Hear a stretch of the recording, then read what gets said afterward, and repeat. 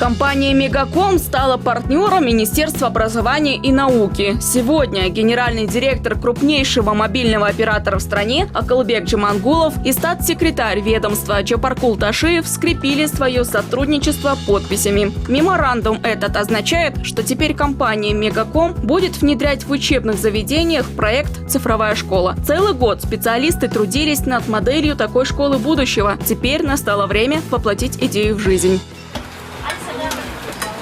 Первая цифровая школа появится в течение 2-3 месяцев в столице, говорят в компании «Мегаком». Во сколько ребенок пришел в школу, родители узнают в СМС. Как только электронную карту ученик приложит к турникету, им придет на телефон сообщение. Таким же образом можно узнать, когда он выйдет за ворота учебного заведения. Можно будет проверить, в котором часу ребенок пообедал, посмотреть меню в школе и узнать об успехах школьника в учебе. Все это и не только станет возможным в режиме реального времени, быстро, удобно и безопасно. До конца года эти новшества внедрят в 10 школах, которые выберут чиновники Министерства образования. Для того, чтобы реализовать модель умной школы будущего, школы будут выбраны из всех регионов. Почему? Потому что каждый регион должен видеть, обучаться, заходить в эту школу и понимать, что же такое школа будущего. И поэтому, естественно, мы постараемся выбрать со всех регионов.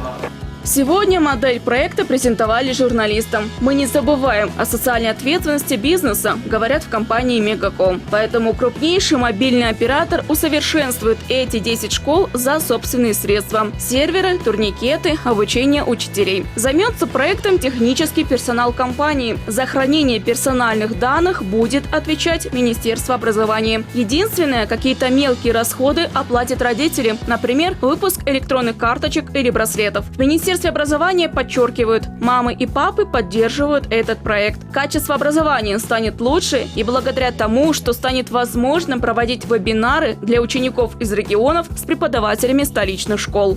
В первую очередь сейчас дождемся список со стороны Министерства образования. После мы сделаем технико-экономические обоснования по каждой школе, сделаем проектную документацию. Я думаю, в ближайшие 2-3 месяца первые школы уже будем пилотировать и уже показывать нашим абонентам, нашим родителям и всему обществу Кыргызстана.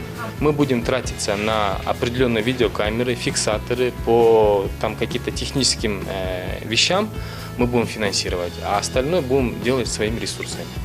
В планах у компании «Мегаком» внедрить подобные проекты в здравоохранении и сельском хозяйстве. Сейчас, добавил Акылбек Джамангулов, идут переговоры с профильными ведомствами. Соглашение подпишут уже скоро. Отметим, компания «Мегаком» активно участвует в цифровизации процессов в различных сферах и внедряет современные технологии в повседневную жизнь граждан.